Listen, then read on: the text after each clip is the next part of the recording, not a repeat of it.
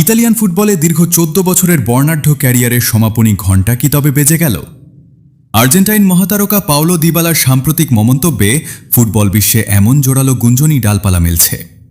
২০২২ বিশ্বকাপ জয়ী এই তারকা বর্তমানে এএস রোমার সঙ্গে তার চুক্তির শেষ প্রান্তে দাঁড়িয়ে আছেন। অথচ ক্লাব কর্তৃপক্ষের পক্ষ থেকে চুক্তি নবায়নের কোনো সংকেত এখনও মেলেনি।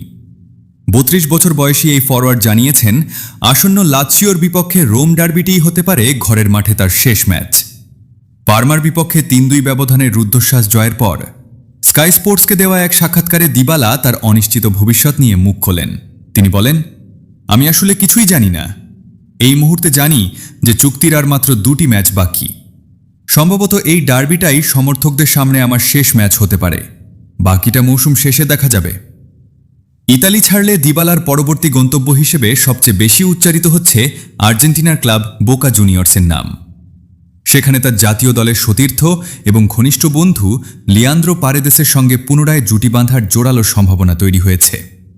পারিবারিক কারণও এই সিদ্ধান্তে বড় ভূমিকা রাখতে পারে। দিবালার স্ত্রী ওরিয়ানা সাবাতিনি এবং তাদের নবজাতক সন্তান বর্তমানে আর্জেন্টিনায় অবস্থান করছেন। ২০২৬ সালটি দিবালার জন্য বেশ চ্যালেঞ্জিং ছিল। গত মাসের শেষ দিকে বাঁ হাঁটুর মেনিসকাস ইনজুরি কাটিয়ে প্রায় ৩ মাস পর মাঠে ফিরেছেন তিনি। ১০ মে রোববারের ম্যাচে শুরুর একাদশে থেকে একটি অ্যাসিস্টের মাধ্যমে নিজের কার্যকারিতা আবারও প্রমাণ করেছেন এই ফুটবল জাদুকর।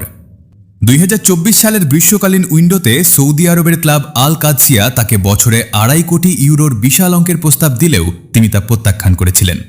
২০২৫ সালের জুন পর্যন্ত মূল চুক্তি থাকলেও নির্দিষ্ট সময় খেলার শর্ত পূরণ হওয়ায় তা আরও ৬ মাস বৃদ্ধি পেয়েছিল, যা এখন শেষের পথে।